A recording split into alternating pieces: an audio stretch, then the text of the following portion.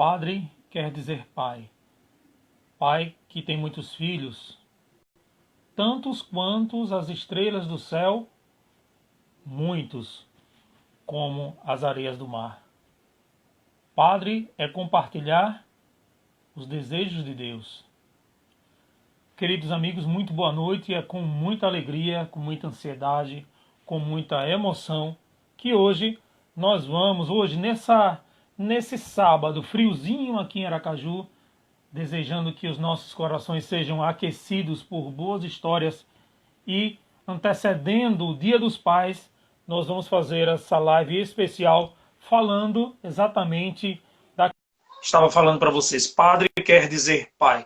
Então, é esse grande pai, meu pai, André Lisboa, pai e amigo do Mozaniel, e pai de tantos outros que estão assistindo, que vão rever, de tantos que me solicitaram, André, faça outra, porque são muitas histórias interessantes, são muitas histórias alegres, são muitas histórias de conhecimento, é tanta coisa para falar desse homem, é tanta coisa para falar desse sacerdote, que em apenas uma live não dá.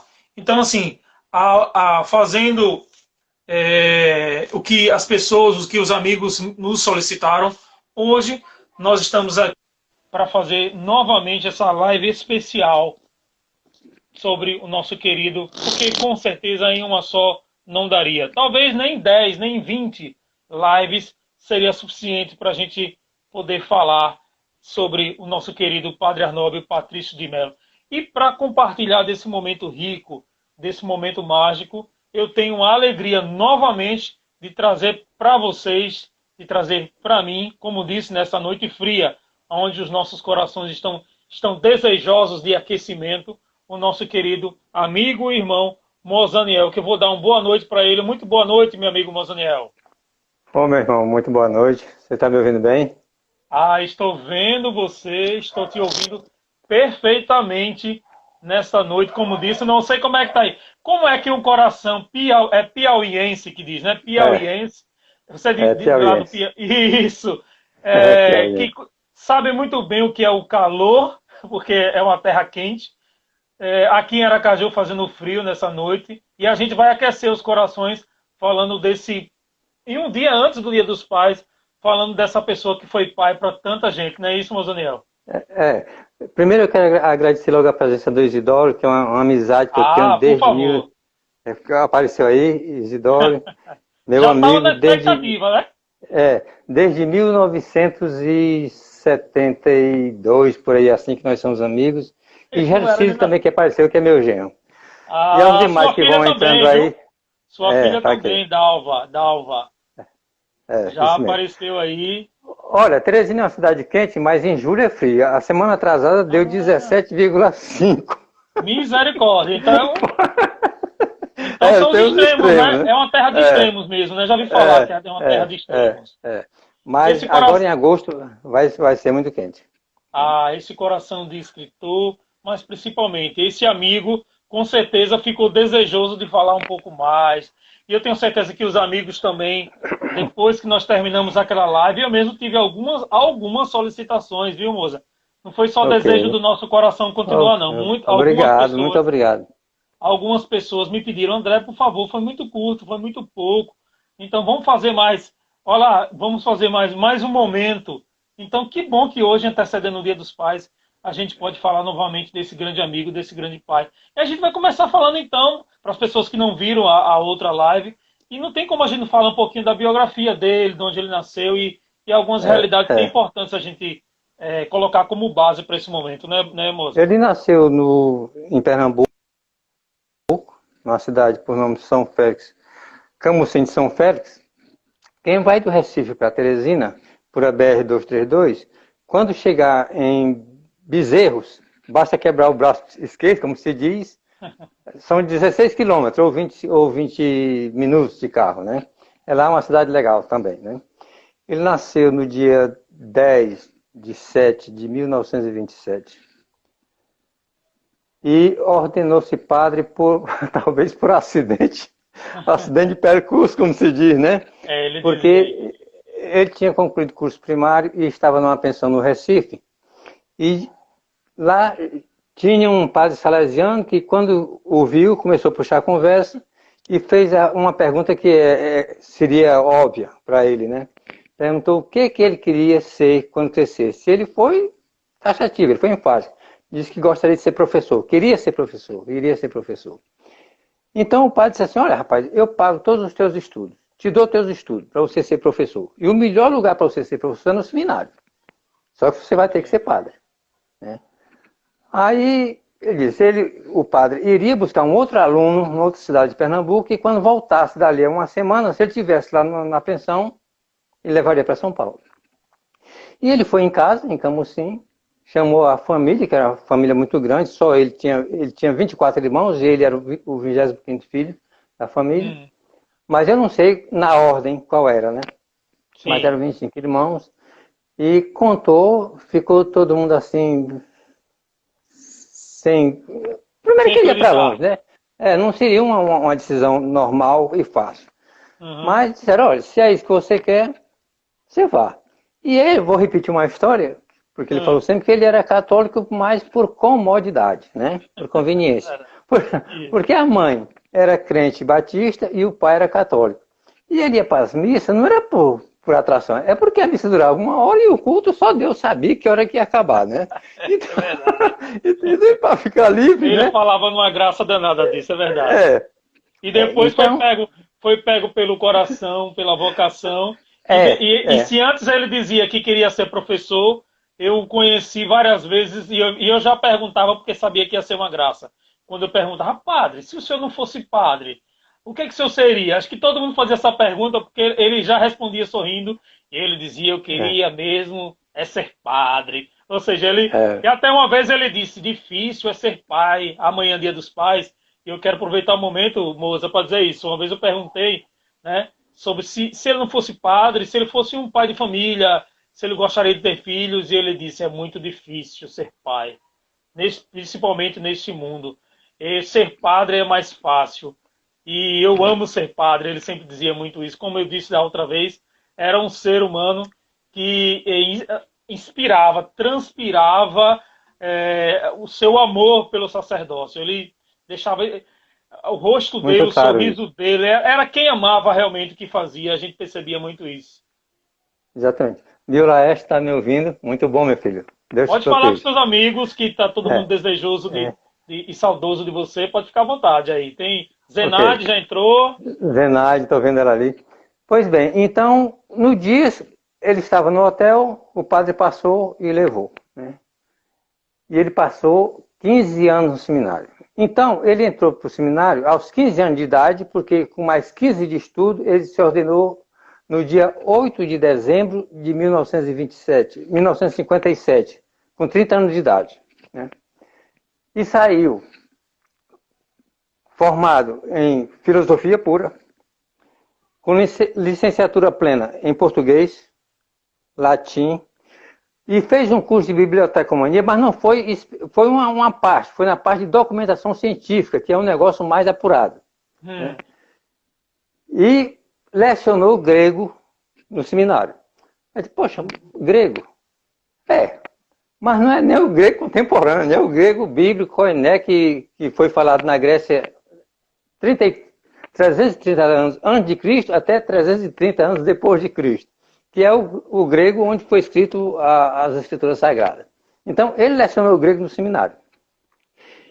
Quando ele terminou, ele foi transferido para Pernambuco, para Recife, onde ele foi ser diretor do Salesiano. E lá ele se encontrou com o Padre Melo. Bom. Deixa eu só mandar um abraço, moça, para a Edjane, que está dando boa noite aqui para a gente, uma amiga do Movimento de Concílio de Cristandade. Eu até queria fazer essa pergunta, se o senhor fez o concílio. Muita gente me perguntou. Rapaz, foi? E a Poliana também foi, algumas pessoas me perguntaram. Eu tenho muitos amigos no Instagram. O que é isso aí? É o 57º. Misericórdia. Aí, Edjane, nosso irmão concilista, então, conhece muita gente lá do concílio, então vai ser... Essa galera tá toda aqui vendo a gente, com certeza.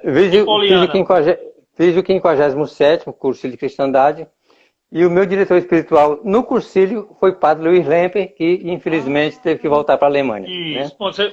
Eu lhe interrompi na hora do Padre Melo, que eles se encontraram. E lá eles ficaram muito amigos, né? Bom, depois disso, um ano depois, ele veio para Aracaju a chamar de Dom José Vicente Távora, que foi o primeiro arcebispo de Aracaju. Tinha outros bispos, mas quando passou a arquidiocese, Dom Vicente Távora foi o primeiro arcebispo de Aracaju e chamou, e ele veio para cá para ser bispo secular, aliás, padre secular. E aqui teve até o dia que nos deixou. Era uma pessoa carismática, né?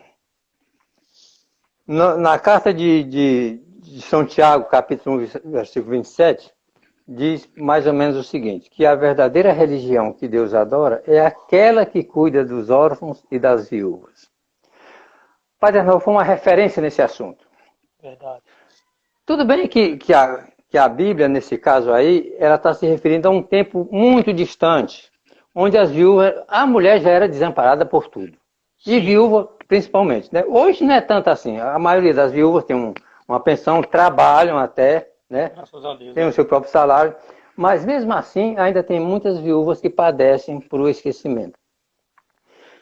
E ele era sempre uma pessoa muito prudente, né? Ele ia na casa dessas pessoas, geralmente pessoas da paróquia, levavam auxílio, cesta básica, e nunca ia só. Ele sempre levava um seminarista, levava um coroinha, não descia do carro. Eu fiz isso com ele várias vezes.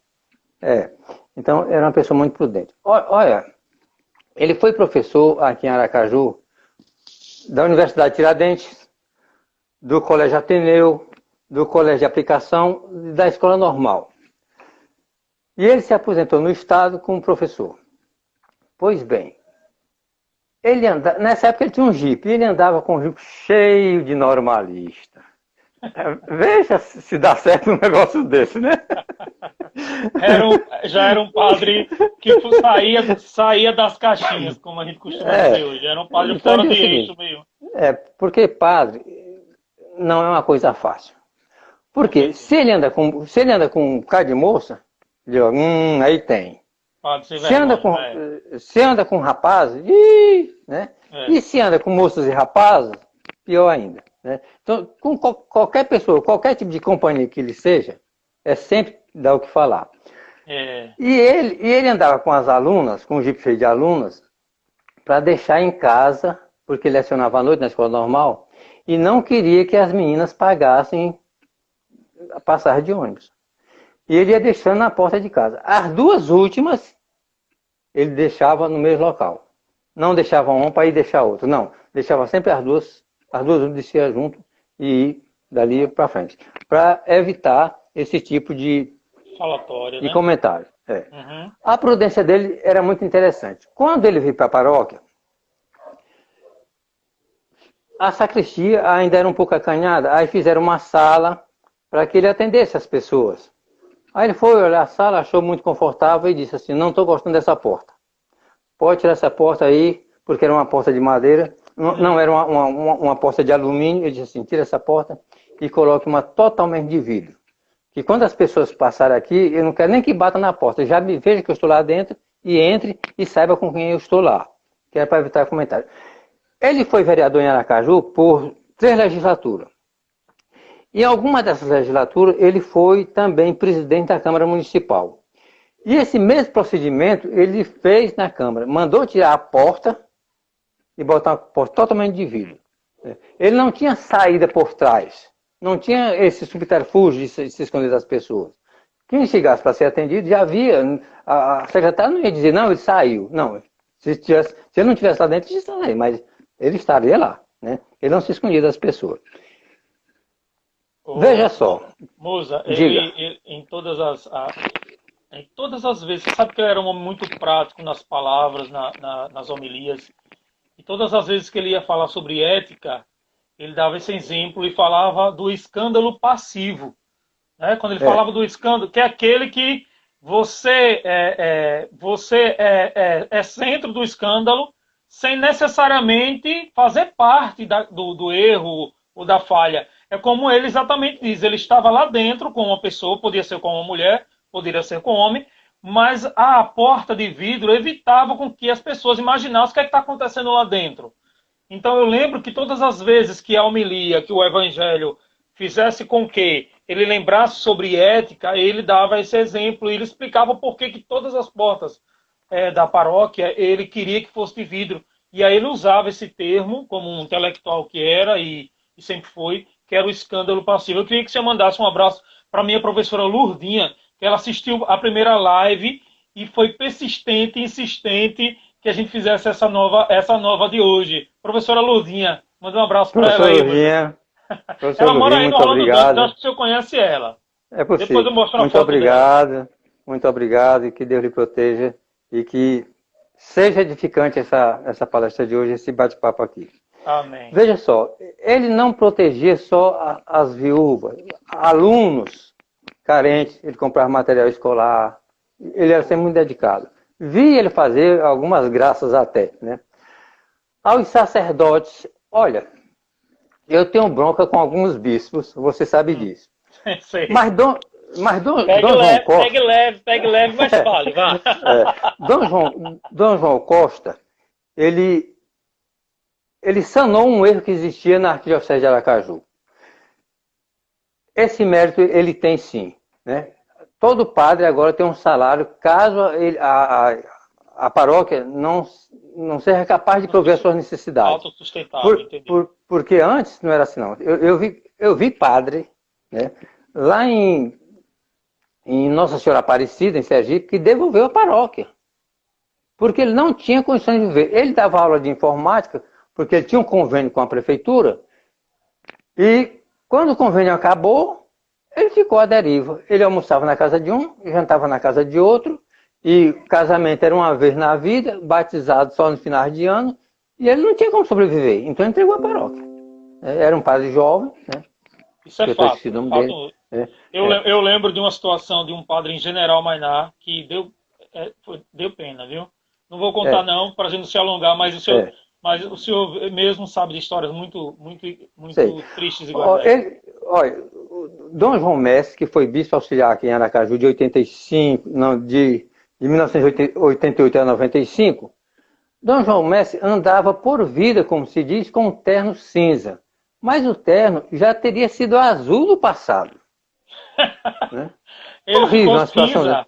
Se tornou cinza de tanto usar. De tanto sol, né? Então, o Padre Arnaldo viu, perguntou por que eu estava daquele jeito, dava boa noite. E Dom João Messi não falou, e ele foi na Suprema, salvo engano, e comprou um terno novo e deu para Dom João Messi. Dom João Messi hoje é bispo emérito em Paraty, em Volta Redonda. Então ele socorria todas as pessoas. Era, né? Muita gente. Ele tinha esse negócio. Emprestou dinheiro a monte aí, e muitos acharam até bom ele morrer para não pagar a dívida. Né? Era assim. Ok? Esse é o Moisés. Ele era convidado para fazer palestras, nunca cobrou nada. Né? E ainda levava presente para a pessoa que o convidava. Geralmente um livro. Né? Sim. Eu vi isso muitas vezes. Né? E sobre palestra, o Padre Arnaldo, ele andava devagar a pé. Desculpa. Mas no carro, ele andava a 120 todo o tempo. Ele tinha um pezinho pesado. E ele via longe. Ele estava vendo sempre longe. Olha, lá por 1980, 1990, por aí assim, né? 92, 93, se falava muito numa tal de nova era. Essa nova era fez mais fumaça do que fogo, na verdade. Sim, mas todo mundo andava com medo, né? Inclusive a igreja, né? Porque era assim uma espécie de governo mundial. E se falou muito, né? Ele chegou a dizer para mim, olha, se um dia a nova era não vai me matar de tiro. Se ela tiver de matar, vai botar alguém para arrancar uma peça do meu carro, e o carro vai virar, vai incendiar e eu vou desaparecer, para sem deixar rastro. Né? Faz tempo que não se fala na nova era. Aí eu vou procurar a história, mudou de nome. Agora atende por a sigla interessante. Latim é sempre um negócio engraçado, né? Novus Ordo Seclorum. Ou, em inglês rasteiro, New Ordo, New World Order, né? Nova ordem mundial. É isso. A nova ordem mundial. Não estou dizendo que é, nem que não seja. Mas Sim, quando mas eu vejo... Mas ele alertou para isso. Sim. E na época se falava em matar, fazer desaparecer 50 milhões de pessoas no mundo. Olha, no ano 2000, a população do mundo girava em torno de 6 bilhões. Hoje já está na casa de 7 bilhões e 700 milhões. 50 milhões não é nada. Mas se você tirar 50 milhões hoje, 50 milhões daqui a pouco, vai chegar no número que se deseja. Quando o presidente Obama assumiu a presidência dos Estados Unidos, a primeira canetada que ele deu foi liberar não sei quantos milhões para ser aplicado no aborto. Isso é genocídio. Entendeu? Eu fiquei com medo. Né? Não estou dizendo que ele era pior do que os outros. Né? Eu estou dizendo que aconteceu. Né? Aconteceu. Então, o Padre Arnaldo foi a primeira pessoa que falou na nova era. Né? E eu não sei... Era alguém sempre à frente dos seus tempos. Isso eu não sei. Quando se falou a primeira vez em Mercosul, o Padre Arnaldo já estava vendo lá na frente. Ele queria conseguir aquele prédio que hoje está desativado, que era uma delegacia de polícia, para fazer uma escola. Né? E a primeira intenção dele foi botar uma escola para lecionar espanhol, formar gente, formar jovens. Porque ele disse, moça, os sul-americanos, eles estão estudando português. E eles virão para o Brasil para tirar o emprego dos nossos jovens. E eu não vou ficar calado, eu não vou ficar parado nessa história. Entendeu? Então, ele já estava vendo, né? Queria colocar uma escola de segundo grau, né? A escolinha de música, que eu ainda tive, enquanto eu pude, eu tive lá também, né? Botou uma escola de música, fez a banda de flautas. Ele estava sempre mexendo em alguma coisa, né? Ele era muito dinâmico. Né? Agora, veja só. Teve a escola de informática coisas que movimentavam a juventude e ele estava sempre atento e ele foi promotor de muitas realidades, o desfile cívico do Orlando Dantas. Eu lembro que ele intercedeu. Foi ele que implantou. Né? Ele intercedeu a restauração da Avenida Gasoduto, que era que era lixo que se colocava naquela avenida. Tanta coisa ele fez. E como eu ia falar agora sobre a sala de informática, que ele fez simplesinha, depois conseguiu, junto com o doutor Luciano, da CELI, Luciano, que ele renovasse, que é uma história engraçada que eu tenho dele em relação a essa escola de informática, porque ele tinha acabado de fazer, mas era simplesinha. E aí aconteceu uma coisa trágica, que foi a morte do filho do doutor Luciano. E aí ele querendo homenagear o filho dele. Isso. E que a comunidade fosse beneficiada com isso, e que ele teria certeza que o doutor César teria um grande prazer, um grande amor em servir a comunidade. Renato, o tocador violeiro, está me ouvindo isso, ele sabe que isso ia acontecer, todo mundo participou. E então ele pegava a coisa no ar, ele foi lá, da noite para o dia, quando aconteceu esse trágico acidente, e realmente foi um acidente muito trágico. Mas ele querendo homenagear o rapaz, e sabendo do coração bonito do doutor Luciano, ele foi e mandou pintar sala de informática do doutor Luciano Barreto Júnior.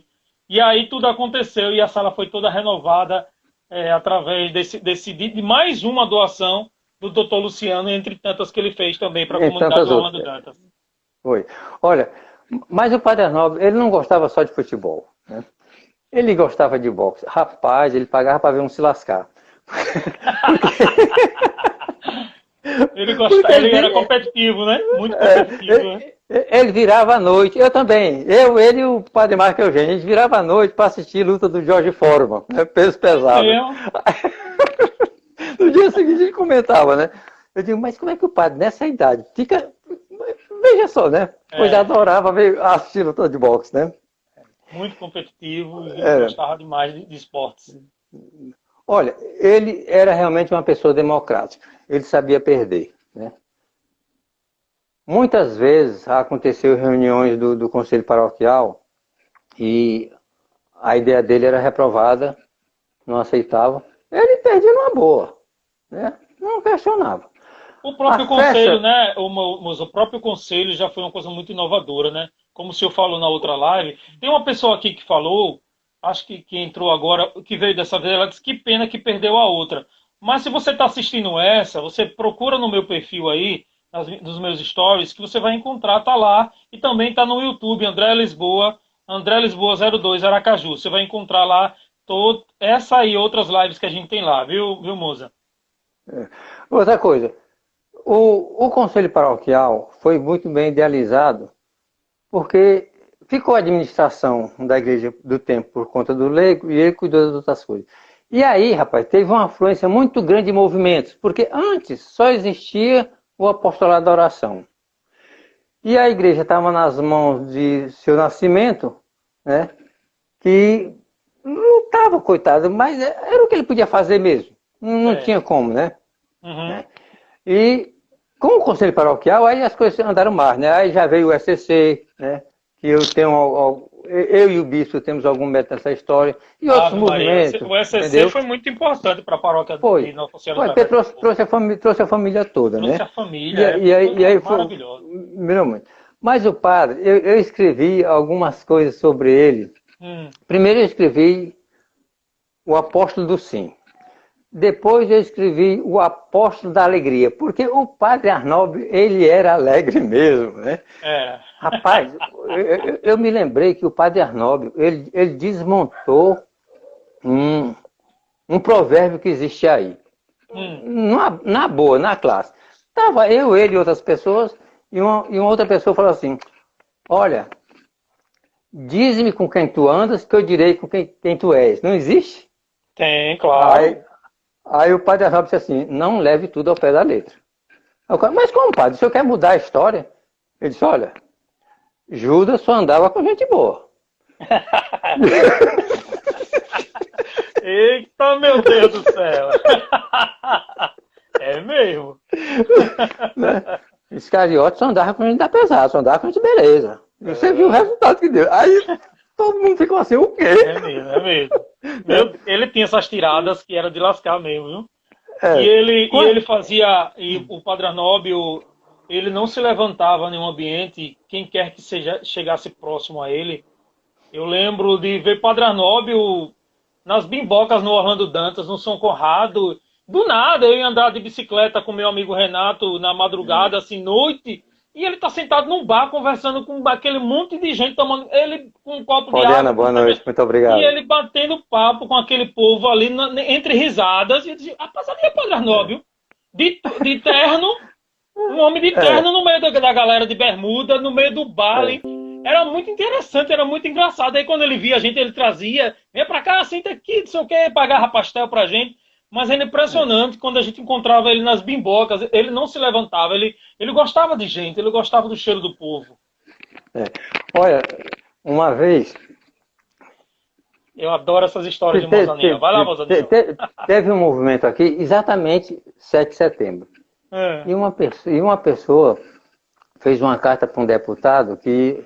Eu vou contar isso porque a pessoa não mora mais aqui, né? Tá bom. Aí a pessoa fez uma carta para o deputado agradecendo o carro de som e tal.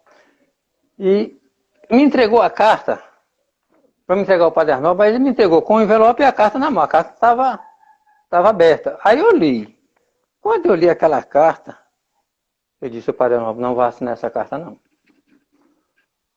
Porque todos os erros de português que você imaginar Ave Maria, tinha ele era naquela cri-cri. carta. Ele era cri-cri. Era horrível. Aí quando o Padre Arnaldo chegou, eu disse, olha, padre, tem uma carta aí para o senhor assinar, deixar ela aqui, aí eu entreguei a carta na mão dele. Ele pegou a carta, olhou, tirou a caneta do bolso e assinou. Eu disse, Padre Arnaldo, por amor de Deus, se eu tivesse apostado as minhas fichas, eu teria perdido. Como é que o senhor assina uma carta dessa? A resposta foi fogo. Ele disse assim, meu filho, ele disse assim, moça, quem vai receber essa carta é mais burro do que quem escreveu.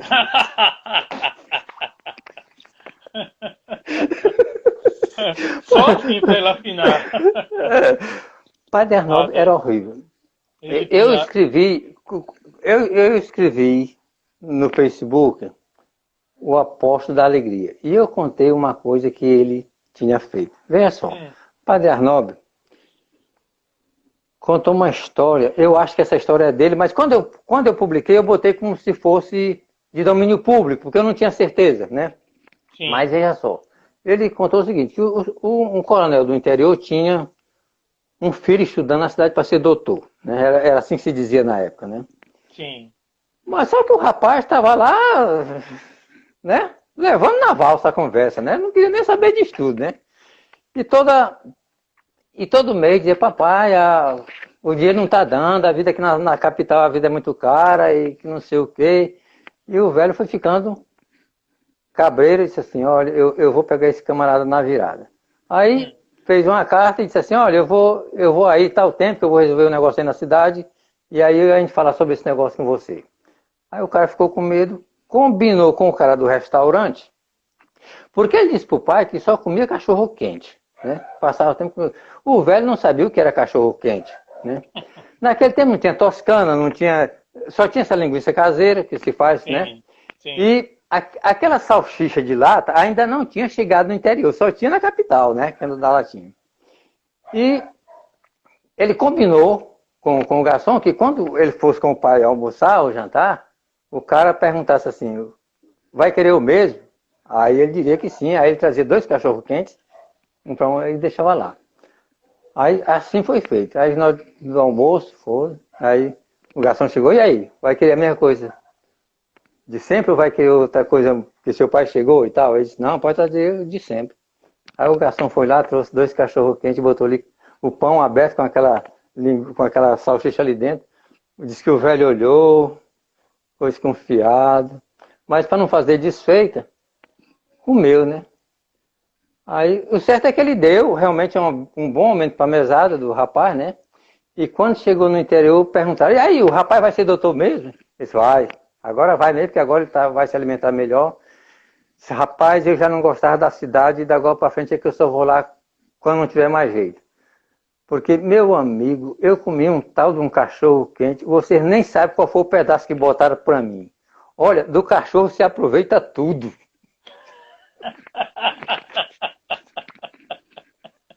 Meu Deus. Era ele que contava essa história. Uma graça, né? Padre Arnoldo é muito... Quando ele fez 44 anos de sacerdócio, ele fazia piada com ele. Aí teve a missa, a celebração, e ele disse assim, olha, eu não gosto dessa história. Porque dizem por aí que quando a pessoa tem que festejar é de 5 em 5 anos. De 44 eu nunca vi. Se festeja com 44, é porque estão com medo dele não completar 45. Repare. Rapaz, olha, e foi mesmo. Foi mesmo. Aconteceu isso. Viu? Aconteceu isso. Né? Certa vez, ele, no meio de um rolo de gente, contando história, aí teve uma reunião com o pessoal da pastoral e ele desabafou também. Né? Disse tudo que queria. E quando foi na saída, a pessoa disse, padre, hoje o senhor botou para valer, né? E ele disse, eu mato a cobra e mostro o caminho da salvação. O que, padre? O provérbio é esse não. E o senhor matou a cobra com o quê? Ele disse assim, vá e não peques mais. Sutil, né? Muito. Muito sutil, né? Então esse é o Padre Arnaldo que a gente conhecia sempre. Verdade. Ele fazia piada de tudo, de todos, a qualquer momento. Uma outra coisa muito boa que ele tinha era saber reconhecer as próprias falhas. Veja só, a referência de padre que a gente tinha, fora ele, era Marco Eugênio, né? Sim. E Marco Eugênio andava por vida rezando o texto na rua, em qualquer lugar, né? E aí andava já com rosário na mão. E as pessoas ficaram assim... E mesmo as orações do Padre Arnaldo eram tudo muito rápidas, né? Como eu disse da vez passada, ele não enchia a paciência de Deus com muito palavreado, não. Né? Ele me lembra a postura do Papa Francisco. O Papa Francisco também me lembra essa... Ele é um cara bem prático. Como jesuíta, os jesuítas são assim. Ele era rápido nas orações, dizia o necessário e até logo. né? É. Deixava Deus para outras pessoas, né? Era assim. Mas aí um dia a Vera falou assim, eu fui que disse, eu disse, aí, Padre Arnaldo, escute essa. A Vera Rui está dizendo que o senhor não é de rezar terço, não. Rapaz, ele meteu a mão no bolso da calça, lá no fundo. O fundo, acho que entrou a mão toda. Puxou um texto daqueles de bolinha azul de plástico, de cordãozinho desse, que já estava tão velho. Sim, sim. Aí mostrou, pensou que ia me pegar na virada. Tá aqui, eu rezo o terço sim, viu? Eu não rezo toda hora, mas eu rezo todo dia. Então, ele era muito alegre, né? Ele tinha muita coisa para dar de si, né? E recebia coisas absurdas. Veja só, uma vez eu estava com ele na frente da igreja, aí chegou e estava só nós dois, uma tarde. Aí chegou uma moça e disse assim, padre, eu queria ter um particular com o senhor. Ele disse, ó moça, você pode falar aqui mesmo, eu não tenho negócio particular. E esse rapaz aqui é meu secretário, embora não fosse, né? Uhum. Ele é meu secretário, você vai falar comigo ali, depois eu venho conto para ele, então é melhor você contar logo aqui, porque se eu for contar pode ser que eu conte aumentando, né? E a moça disse assim, tá bom. A moça nem da paróquia era. É porque eu vou casar a tal tempo e o senhor é que vai dar o meu vestido de noivo, vai mandar fazer o meu vestido de noivo. Aí eu... Gente, que pedido mais absurdo, né? Pensou. Aí ele ficou assim, meio... Aí eu disse assim, moça, eu tirei ele do aperto, né? Eu disse assim, moça, por favor, vestido de noiva, quem compra são os pais, ou os padrinhos, não o padre, né? Fica até ruim pro padre, você vai, a pessoa diz, quem foi que lhe deu o vestido? Não, eu disse, o padre. Veja, é ruim para você, é ruim para ele, é ruim para a paróquia, é ruim para todo mundo, né? Com qual interesse ele lhe dá um vestido de noiva? Aí o padre Arnaldo disse, era exatamente isso que eu ia dizer. Aí a moça, tá, se desculpou, foi embora, mas ela deve ter saído me xingando pro resto da vida.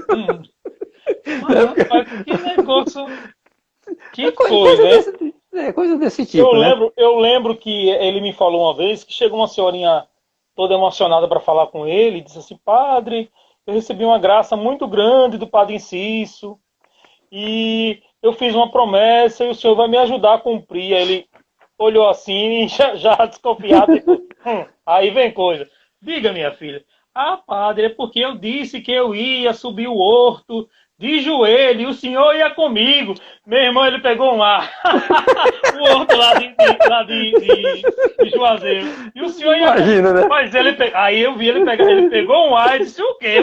O senhor fez promessa para você ou para mim? Vai cumprir a sua promessa. Ele pegou um ar danado. Vamos voltar novamente a um assunto delicado que é aquela história de dizer que ele é padre das elites. E ontem, sim. essa semana... Depois o senhor já pode ir conversando sobre aquilo que a gente anteriormente, certo. né? Que é por causa do nosso tempo. Tá certo. Então, nós temos aqui 25 minutos mais ou menos até. Ótimo. Então é o seguinte, ele sempre foi chamado de padre das elites porque ele trafegava em todas as camadas da sociedade. Todas, né? Ora, um cara que falava com o governador à noite, falava com o governador e à noite estava na lixeira... A hora que ele quisesse, né? Se ele falava com o governador... Desculpa. De manhã e à noite, à tarde ele estava na lixeira, então já tinha passado por todas as partes da sociedade sergipana.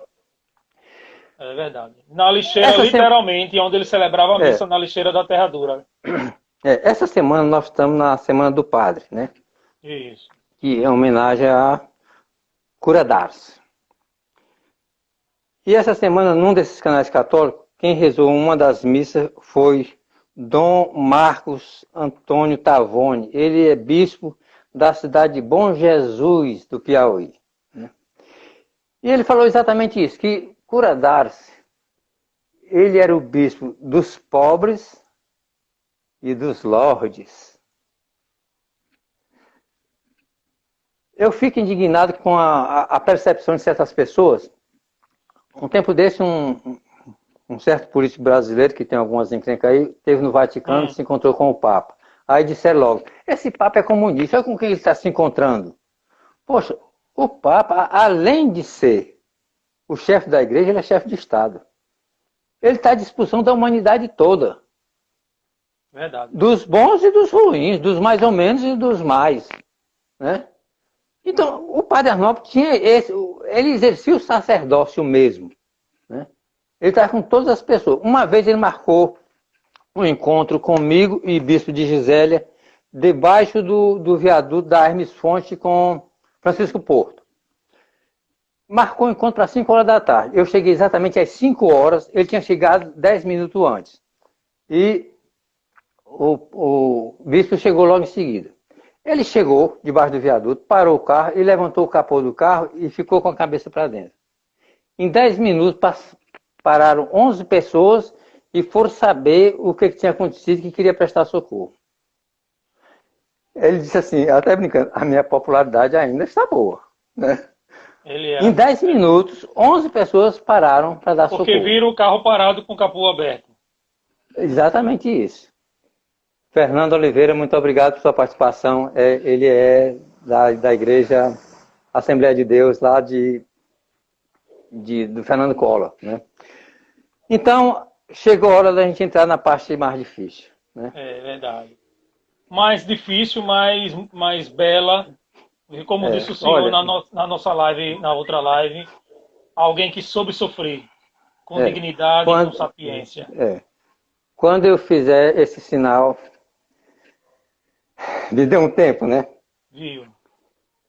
Veja só, eu quero agradecer ao bispo que me forneceu algumas datas e nós temos que prestar homenagem também a Sandoval de Marlene, que foi presidente do Conselho Paroquial e nessa época já tinha terminado a minha gestão como tesoureiro e foi na época do Sandoval que Sandoval contratou um seguro de vida para o pároco da igreja, fosse ele quem fosse. Na ocasião era o Padre Arnaldo, né? Saiu para o Padre Arnaldo. Então, aconteceu o seguinte. O Padre Arnaldo começou a celebrar a missa e começou a sentir uma dormência, uma dor na perna direita. E como a liturgia exige alguns esforços, chegou um dia que ele não podia mais se locomover tanto, ficava com a perna estirada em cima de uma cadeira e não pôde mais celebrar a missa. E acabou sendo internado dessa coisa. E foi diagnosticado com câncer na região abdominal. E ele foi internado no dia 4 de março de 2001. Essa data é muito importante, que eu vou voltar a falar dela daqui a pouco. Certo? Certo. Mas ele não ficou internado por vida. Ele passava um tempo no hospital e passava outros em casa, né? Aí depois retornava para o hospital, tal. Até que numa dessas, em junho de 2001, foi a época que eu fiz 15 anos de casado com Vera Ruth, e ele estava em casa. E eu fui lá falar com ele estava muito doente. Olha, eu não vou a velório e não vou em hospital, a não ser se me leve a pulso, se a consulta for minha, né? Porque eu não tenho... O meu carisma não é de ver ninguém sofrendo. Entendi. Entendeu? Entendi. Não é porque... Não, é porque eu não suporto, entendeu? Entendi. Não suporto uma pessoa sofrendo, né? Pois bem, e aí eu fui e falei para ele, olha padre, nós sabemos do seu problema, sabemos da sua fragilidade, mas nós estamos fazendo 15 anos de casado e nós queremos dividir essa alegria com o senhor. Rapaz, ele ficou tão contente, né? Ficou tão contente. Na casa dele foi na casa dele, né? Ficou tão contente, sentado, nos abraçou, nos abençoou e tal. Bom, aí ele ficou nesse vai e volta de hospital. A última vez que eu o visitei no hospital, ele estava muito doente. E nessa época ele dizia para as pessoas, olha, eu tenho que dar um parênteses aqui, porque eu vou voltar a falar no bispo de Gisélia. Bispo foi uma pessoa também muito importante na restauração da saúde dele, por o seguinte, porque o bispo recrutou 54 pessoas, homens, para tirar plantão direto todas as noites. O padre nunca passou um dia que não tivesse gente acompanhando dia e noite, né? O bispo foi muito iluminado nessa história, né? E levou... E por isso que ele anotou muitas coisas, né? Está com a agenda toda organizada. E tinha sempre uma pessoa dia e noite com o padre. Ele não ficou um só dia da vida dele que ele teve hospitalizado. E as pessoas fazem questão de estar lá. Eu tenho certeza que É. E numa das vezes que eu fui, foi exatamente quando ele estava muito abalado. E ele dizia, olha meus filhos, talvez não passe dessa noite. Amanhã de manhã eu já devo ter subido. Aconteceu isso na sua visita? Quando você estava lá? Graças a Deus não. Ah, sim. O senhor está lembrando que as pessoas comentavam, né? Foi. Bom,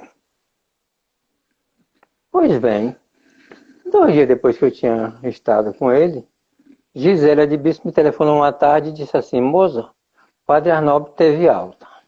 Eu digo, como assim? Que história é essa? Eu estive com ele antes de ontem. Ele estava muito mal, como é que deram alta para ele?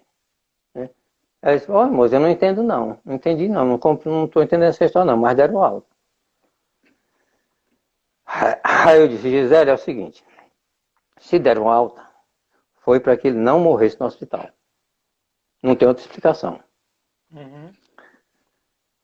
Mas aguenta um tempo aí, que eu volto já. Aí eu peguei a minha Bíblia, fui lá na igreja, a igreja estava aberta, uma tarde. Não tinha ninguém. Eu fui lá no Santíssimo e disse, bom, tá do jeito que eu quero. Eu disse, olha meu Senhor Jesus Cristo, vamos falar aqui de homem para homem. Porque não dá para esperar mais. Por o que eu estou entendendo, a ciência já fez o que deveria ter feito. Não tem mais para onde correr. E se a ciência não pode, só quem pode é aquele que domina a ciência. É com o senhor agora. E aí, as pessoas que estão me ouvindo, abram as suas Bíblias daqui a pouco, ou amanhã ou depois, no profeta Ezequiel, capítulo 37, que vocês vão ver uma história fantástica. A história dos ossos secos. O que aconteceu? Deus levou Ezequiel para o deserto e mostrou, tinha havido uma guerra há certo tempo, e morreu gente a granel, gente do povo de Deus, que não deu tempo a enterrar. Bateram em retirada e as pessoas ficaram abandonadas. E os ossos apodreceram, ficaram lá os ossos brancos, os ossos secos. E Deus disse para Ezequiel, é possível que esses ossos voltem a andar? Voltem à vida? E o profeta disse, Senhor, tu é que sabes. Ele disse, pois então ordena que eles se levantem e criem carne, e criem articulações. E o profeta foi dizendo, e os ossos foram procurando os seus encaixes, e foram criando carne, até que ficou aquele exército de gente em pé e imóvel. Ele disse, agora sopra neles e diz, criam vida. É fantástica essa história, né? Então Diante do Santíssimo foi essa a leitura que o senhor fez. Que eu fiz, foi. Eu disse, agora, se o senhor ressuscitou um exército inteiro, por que não pode ressuscitar uma pessoa que nem morreu ainda? É com o senhor. E até logo. Aí eu cheguei em casa, telefonei para a Gisele. Gisele, é o seguinte, daqui para frente vamos fazer uma corrente de oração. Você liga para todas as pessoas que você conhecer e manda rezar, manda orar. E quando ela terminar, mande para outra pessoa fazer a mesma coisa. E aí fizemos uma corrente de oração. Olha, eu quero abrir aqui um parênteses nessa história. Porque eu não quero passar para ninguém a ideia maluca de que Deus ouviu a minha prece, o meu desejo. Né? Eu sou tão pecador ou mais do que todos os outros que estão me ouvindo. Uhum. Não estou puxando para mim esse mérito, longe disso. Né? Mas a verdade é que a igreja que já estava orando passou a orar mais intensivamente. E logo, no dia seguinte, o Padre Arnaldo começou a melhorar. Isso é verdade. E passou a melhorar muito. Tanto que os médicos chamaram ele para o hospital, de volta. Né? E a melhora foi sempre acentuada, até que ele teve alta no hospital no dia 4 de dezembro de 2001. E agora nós vamos voltar à primeira data que eu falei. Ele foi internado no dia 3 de março de 2001 e teve alta no dia 4 de março de 2001 e teve alta no dia 4 de dezembro de 2001. 9 meses exatos, 27 semanas. 9 meses. Olhando hoje pelo retrovisor, eu digo, o Padre Arnóbio nasceu para a igreja, quer dizer, nasceu para a comunidade de novo, passou por outra gestação de 9 meses e voltou. Que bonita analogia. No dia 4 de dezembro, no dia 8 de dezembro, 4 dias depois, no dia 8 de dezembro, essa é outra data que nós vamos voltar atrás, ele celebrou a missa do encontro. Do reencontro. Incrível. Quando ele retornou para a paróquia. Né? Sim, sim. 4 dias depois, ele celebrou a missa do retorno. Né? No dia 28, aliás, no dia 8 de dezembro de 2001. Ele foi ordenado 44 anos atrás, no mesmo dia, às 19 horas. Então, no dia que ele retornou para a paróquia e celebrou a missa de retorno, ele estava completando 44 anos de sacerdócio. Na mesma hora que ele foi ordenado, ele estava na igreja para celebrar a missa. Então, para mim, foi outro sinal. Sim. E como foi? Você chegou lá e a Ângela lhe chamou, como foi essa? E depois o médico? Eu cheguei na igreja e a Ângela disse assim, já tinha muita gente, aí a Ângela disse o seguinte, olha, você que vai fazer a saudação do padre. Eu disse, oxente, por que eu? É porque é você mesmo. Ô susto. Eu disse, assim, sem preparar nada, se vire. Ah, tá bom. Aí, quando deu início à solenidade, eu subi, peguei o microfone, agradeci a todos os sacerdotes que tinham passado antes dele, que nos deram assistência religiosa, inclusive Padre Vicente, que hoje está aqui ao lado, no São Conrado. Cara bom, viu? E padre, salvo engano, é Padre Bernardino, um jesuíta que estava aqui na época, que nos deu muito apoio, nos deu muita assistência religiosa, celebrou muita missa aqui na igreja nesse tempo. Né? Agradeci a todos, as pessoas que rezaram muito, que rezaram mesmo, as pessoas que estiveram com ele no hospital, todos, né?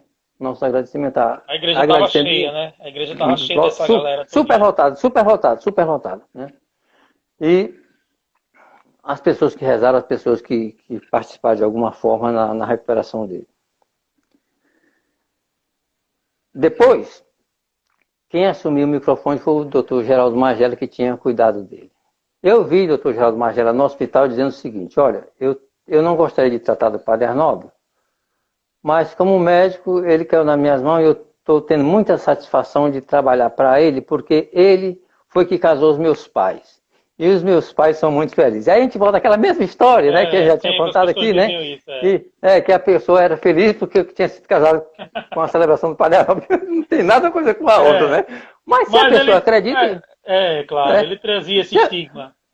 Se a pessoa acredita, quem sou eu para dizer que não é? Vai que é, né? E aí, Dr. Geraldo Magela pegou o microfone e disse textualmente o seguinte, que não reconhecia a cura do Padre Arnóbio como sendo fruto exclusivo da medicina. Ele disse isso.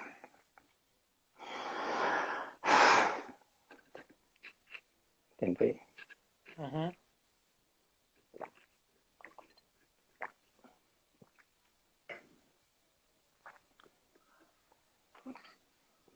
Que a medicina tinha sido muito útil, sim, isso era inegável, né? Foi muito útil na recuperação. Mas a cura não se daria naquela velocidade. Isso ele deixou claro. A cura não poderia ficar bom, sim, com a medicação. Mas seria uma coisa lenta, um passo de cada vez, né? Mas do jeito que aconteceu, é como se estivesse dando 10 passos a cada vez, né? Foi acelerada a recuperação. A gente não pode dizer que foi milagre, porque milagre é instantâneo, é pabufo. Isso aqui é milagre para a Igreja Católica. Mas a cura milagrosa aconteceu. Né? Foi um depoimento médico. Ele falou isso. A medicina não daria cura nessa proporção, nessa dimensão. Né? Aí a igreja subiu, né? Todo mundo batendo palma. E quando o padre Arnob, depois de tudo isso, que foi mais emocionante,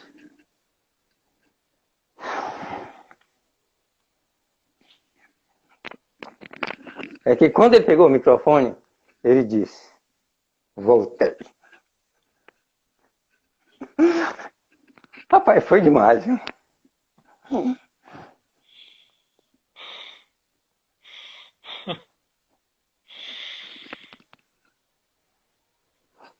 Voltei.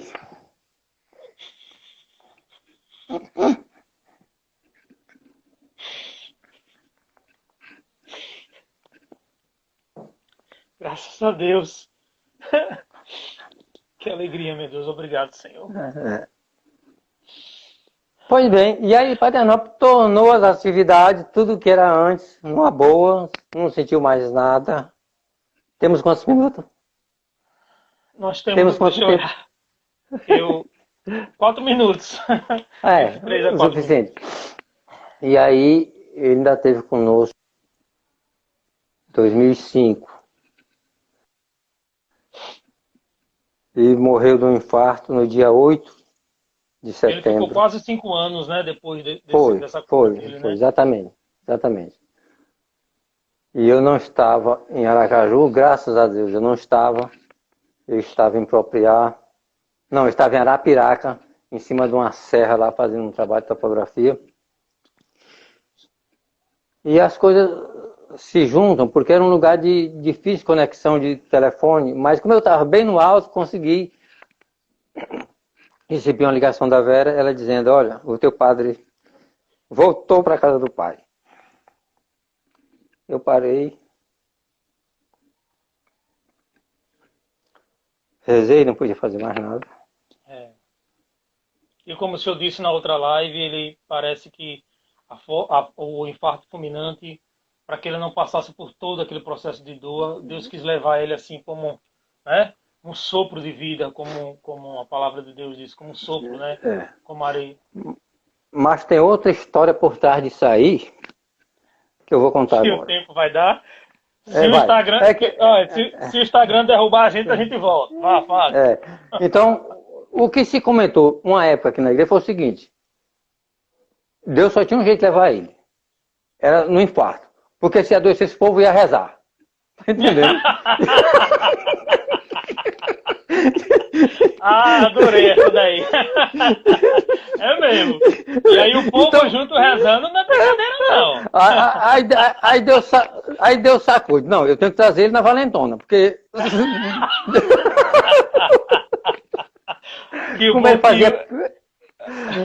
Como ele fazia piada com a gente faz com ele também, né? Então... com certeza. Foi embora, cumpriu a missão dele bem cumprida, né? Foi digno em tudo. Foi uma pessoa que influenciou minha vida muito. Graças a Deus, eu só tive contato com sacerdotes de primeira linha, né? E ele foi um desses que me auxiliou muito, me ensinou bastante. Eu sou muito grato a Deus por me ter dado a oportunidade de conviver com ele. Amém. Eu quero agradecer as pessoas. Muito obrigado a todas as pessoas que nos assistiram, as que eu não vi o nome aqui. Professora Lourdinha, professora Lourdinha. Renato, Francineide, sua esposa, minha esposa. Tanta gente aqui, Zenaide, aquele pessoal que começou com a gente e ficou até o final, seus amigos. Zenaide lá do Piauí. Eu queria desejar, eu pedi a intercessão do nosso querido Padre Arnob, que está lá junto a Deus e a Nossa Senhora, por todos os pais desse mundo, pelo nosso... por todos os pais que vão assistir, que vão rever a nossa live, e todos os pais... Mas veja só, eu seria padre, né? Mas preferi ser... Porque aí o Marco a gente disse assim, deixou de ser padre para pai de ser, né?